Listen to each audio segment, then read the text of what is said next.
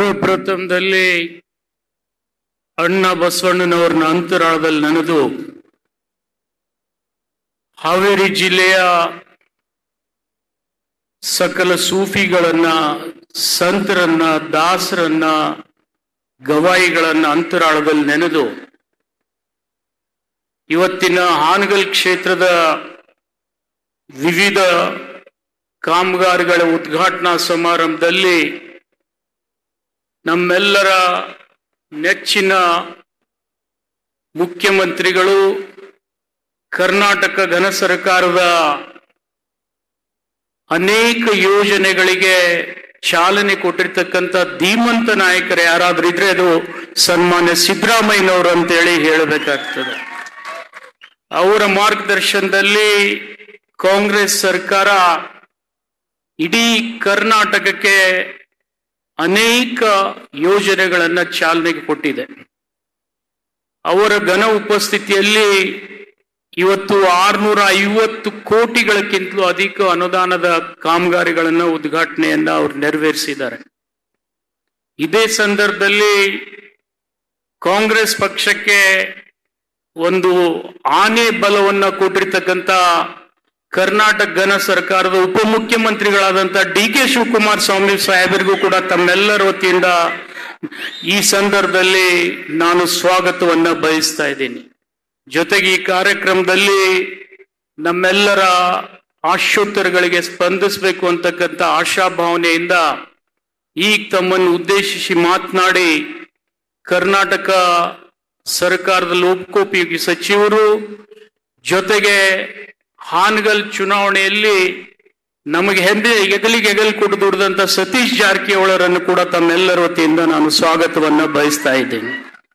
ಜೊತೆಗೆ ಈ ಕಾರ್ಯಕ್ರಮದಲ್ಲಿ ವೇದಿಕೆ ಮೇಲೆ ಆಸೀನರಾಗಿರ್ತಕ್ಕಂಥ ಶಾಸಕ ಮಿತ್ರರಾದಂಥ ಸಲೀಂ ಅಹಮದ್ ಅವರೇ, ಪಠಾಣ್ ಅವರೇ, ವೇದಿಕೆ ಮೇಲಿರ್ತಕ್ಕಂಥ ಎಲ್ಲ ಗೌರವಾನ್ವಿತ ನಿಗಮಗಳ ಅಧ್ಯಕ್ಷರೇ ಮತ್ತು ಉಪಸ್ಥಿತ ಚುನಾಯಿತ ಪ್ರತಿನಿಧಿಗಳೇ, ಬಹಳ ಸಂತೋಷದ ಒಂದು ಕಾರ್ಯಕ್ರಮದಲ್ಲಿ ಆಸೀನರಾಗಿರ್ತಕ್ಕಂಥ ಹಾನಗಲ್ ತಾಲೂಕಿನ ಎಲ್ಲ ಜನಪ್ರತಿನಿಧಿಗಳೇ, ಹಿರಿಯರೇ, ತಾಯಂದ್ರೆ, ಆತ್ಮೀಯರೇ, ಪತ್ರಕರ್ತರ ಮಿತ್ರರೇ, ಬಹಳ ಸಂತೋಷದಿಂದ ಈ ಕಾರ್ಯಕ್ರಮವನ್ನ ಇವತ್ತು ನಾವು ನೆರವೇರಿಸ್ತಾ ಇದ್ದೀವಿ.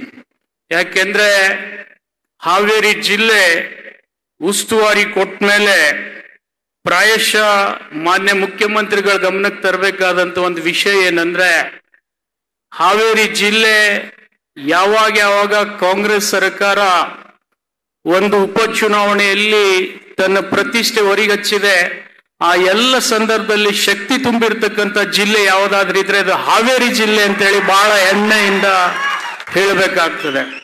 ಇಂಥ ಒಂದು ಜಿಲ್ಲೆಗೆ ನಮ್ಮ ಅನೇಕ ಕೊಡುಗೆಗಳನ್ನ ಕೊಡ್ತಕ್ಕಂಥ ಶಕ್ತಿಯನ್ನ ಸನ್ಮಾನ್ಯ ಮುಖ್ಯಮಂತ್ರಿಗಳು ನಮ್ಗೆ ಕೊಟ್ಟಿದ್ದಾರೆ. ಉಪಮುಖ್ಯಮಂತ್ರಿಗಳ ಮಾರ್ಗದರ್ಶನದಲ್ಲಿ ಈ ಜಿಲ್ಲೆ ನಾವು ಕೇವಲ 5 ಜನ ಇರ್ತಕ್ಕಂಥ ಶಾಸಕರಲ್ಲಿ ಇನ್ನೊಬ್ಬರನ್ನು ಕೂಡ ಕೊಟ್ಟು 6ನೇ ಶಕ್ತಿ ತುಂಬಿರ್ತಕ್ಕಂಥ ಜಿಲ್ಲೆ ಯಾವುದಾದ್ರೂ ಇದ್ರೆ ಅದು ಹಾವೇರಿ ಜಿಲ್ಲೆ ಅಂತೇಳಿ ನಾನು ಹೇಳ್ಬೇಕಾಗ್ತದೆ. ಅದರಲ್ಲಿ ಕೂಡ ನೀವು ಹಾನಗಲ್ದವ್ರು ಇಷ್ಟು ಶಾಣೆರಪ್ಪ ಅಂತ ಹೇಳಿದ್ರೆ ಒಬ್ಬರು ಶಾಸಕರು ಬೇಕಾಗಿಲ್ಲ, ನಿಮ್ಗೆ ಇಬ್ಬಿಬ್ಬರು ಬೇಕಾಗಿದ್ದಾರೆ. ಅದು ಪಠಾಣ್ ಕೂಡ ನಿಮ್ಮಿಂದನೇ ಕೊಟ್ಟಿದೆ. ಇಂಥ ಎಲ್ಲ ಜೊತೆಗೆ ಈ ಶಕ್ತಿ ಕೊಡ್ಬೇಕಾದ್ರೆ ಅದು ಕೇವಲ ನಿಮ್ಮ ಒಬ್ಬರಿಂದ ಸಾಧ್ಯ ಇರಲಿಲ್ಲ. ಅನೇಕ ಜನ ಪ್ರತಿಸ್ಪರ್ಧಿಗಳಿದ್ರು. ಅದರಲ್ಲಿ ಒಬ್ಬರು ಉದಾಹರಣೆಗೆ ನಮ್ಮ ಅಜ್ಜಂಪೀರ್ ಖಾದ್ರಿ ಅವರು ಕೂಡ ಇದ್ದಾರೆ. ಅವರು ಕೂಡ ನಮಗ್ ಸಹಾಯ ಮಾಡಿದ್ದಾರೆ. ಅವರನ್ನು ಕೂಡ ಈ ಸಂದರ್ಭದಲ್ಲಿ ನಾನು ನೆನೀತೀನಿ. ಆದ್ರೆ ಇಷ್ಟೆಲ್ಲದ್ರ ಜೊತೆಗೆ ಇವತ್ತು ನಾನು ನಿಮ್ಗೆ ಹೇಳ್ಬೇಕಾದ್ರೆ ಹಾವೇರಿ ಜಿಲ್ಲೆಯಲ್ಲಿ ಮಾನ್ಯ ಮುಖ್ಯಮಂತ್ರಿಗಳ ಮಾರ್ಗದರ್ಶನದಲ್ಲಿ ಅನೇಕ ಅಭಿವೃದ್ಧಿ ಕಾರ್ಯಗಳನ್ನ ಇವತ್ತು ನಾವು ಮಾಡಿದ್ದೀವಿ. ಒಂದು ಉದಾಹರಣೆಗೆ ಹೇಳ್ಬೇಕಾದ್ರೆ ಹಾವೇರಿ ಜಿಲ್ಲೆ ರೈತರು ಇವತ್ತು ಬಹಳ ಸುಭಿಕ್ಷೆಯಿಂದ ಬದುಕ್ತಕ್ಕಂಥ ಶಕ್ತಿಯನ್ನ ಇವತ್ತು ನಾವು ತುಂಬಿದ್ದೀವಿ. ಮಾನ್ಯ ಮುಖ್ಯಮಂತ್ರಿಗಳ ಗಮನಕ್ಕೆ ತರಬೇಕಾದ್ರೆ ಇಡೀ ದೇಶದಲ್ಲಿ ಫಸಲ್ ಬಿಮಾ ಯೋಜನೆಯಲ್ಲಿ ಈ ದೇಶಕ್ಕೆ 2ನೇ ಸ್ಥಾನವನ್ನ ಪಡ್ಕೊಂಡಿರ್ತಕ್ಕಂಥ ಜಿಲ್ಲೆ ಯಾವ್ದಾದ್ರೂ ಇದ್ರೆ ಅದು ಹಾವೇರಿ ಜಿಲ್ಲೆ ಅಂತ ಹೇಳಿ ನಾನು ಹೇಳಬೇಕಾಗ್ತದೆ. ಇಂಥ ಒಂದು ಸಾಧನೆಯನ್ನ ನಾವು ಮಾಡಿದೀವಿ.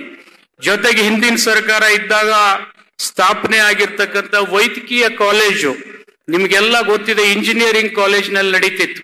ನಾವು ಬಂದು 12 ತಿಂಗಳಲ್ಲಿ ನಿಮ್ಗೆ ಹೇಳ್ಬೇಕಾದ್ರೆ 198ರಷ್ಟು ವೈದ್ಯಕೀಯ ಕಾಲೇಜನ್ನ ಕಟ್ಟಡ ಮುಗಿಸಿ ಇಂಜಿನಿಯರಿಂಗ್ ಕಾಲೇಜ್ನಿಂದ ಸ್ಥಳಾಂತರ ಮಾಡಿ ವೈದ್ಯಕೀಯ ಕಾಲೇಜ್ನಲ್ಲಿ ಇವತ್ತು ನಡೆಸ್ತಕ್ಕಂಥ ಕಾಲೇಜ್ ಯಾವ್ದಾದ್ರೂ ರಾಜ್ಯದಲ್ಲಿ ಮೊದಲೇದಿದ್ರೆ ಅದು ಹಾವೇರಿ ಜಿಲ್ಲೆ ವೈದ್ಯಕೀಯ ಕಾಲೇಜ್ ಅಂತ ಹೇಳಿ ಬಹಳ ಹೆಮ್ಮೆಯಿಂದ ನಾನು ಹೇಳಬೇಕಾಗ್ತದೆ. ಇದ್ರ ಜೊತೆಗೆ ಮಾನ್ಯ ಮುಖ್ಯಮಂತ್ರಿಗಳಲ್ಲಿ ನಾನು ವಿನಂತಿ ಮಾಡ್ಕೊಳ್ಳೋದು ಇಷ್ಟೇ, ಈ ಹಾವೇರಿ ವೈದ್ಯಕೀಯ ಕಾಲೇಜನ್ನ ನಾವು ಕಟ್ಟಿ ಇವತ್ತು ಎಲ್ಲ MBBS ವಿದ್ಯಾರ್ಥಿಗಳು 3ನೇ ವರ್ಷದ ವಿದ್ಯಾಭ್ಯಾಸ ವ್ಯಾಸಂಗ ಅಲ್ಲಿ ಮಾಡ್ತಾ ಇದ್ದಾರೆ.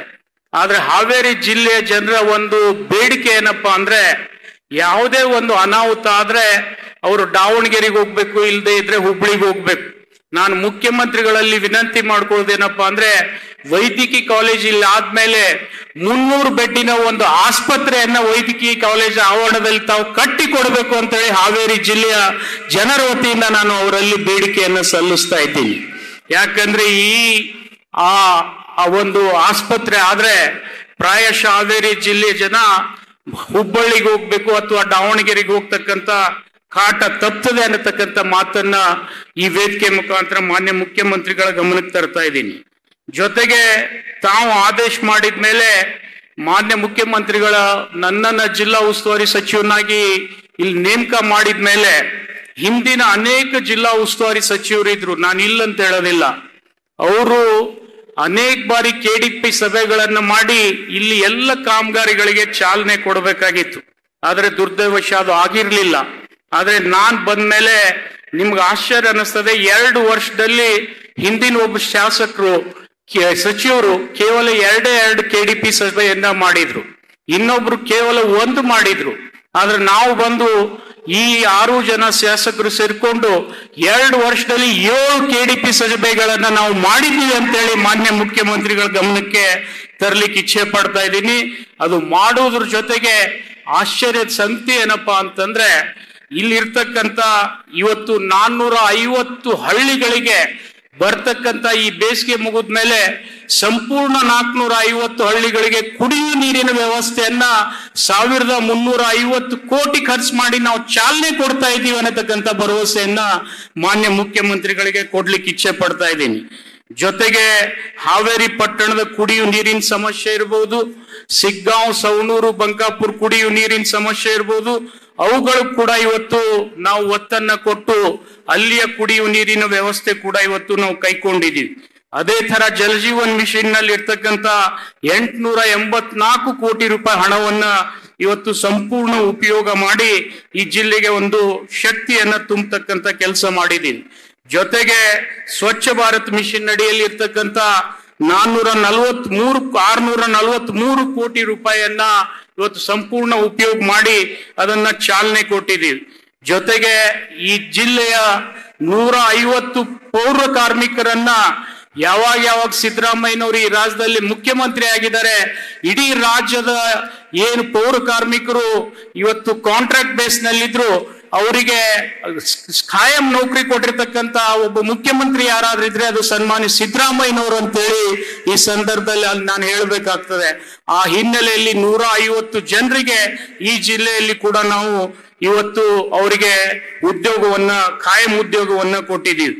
ಜೊತೆಗೆ ಅನೇಕ ನೀರಾವರಿ ಯೋಜನೆಗಳನ್ನ ಇವತ್ತು ನಾವು ಚಾಲನೆಯನ್ನ ಕೊಡ್ತಾ ಇದ್ದೀವಿ. ಜೊತೆಗೆ ಮಾನ್ಯವರು ಕೂಡ ಬಹಳ ಸವಿಸ್ತಾರವಾಗಿ ಮಾತನಾಡಿದ್ದಾರೆ, ನಾನು ಹೆಚ್ಚಿಗೆ ಸಮಯ ತಗೊಳ್ಳೋದಿಲ್ಲ.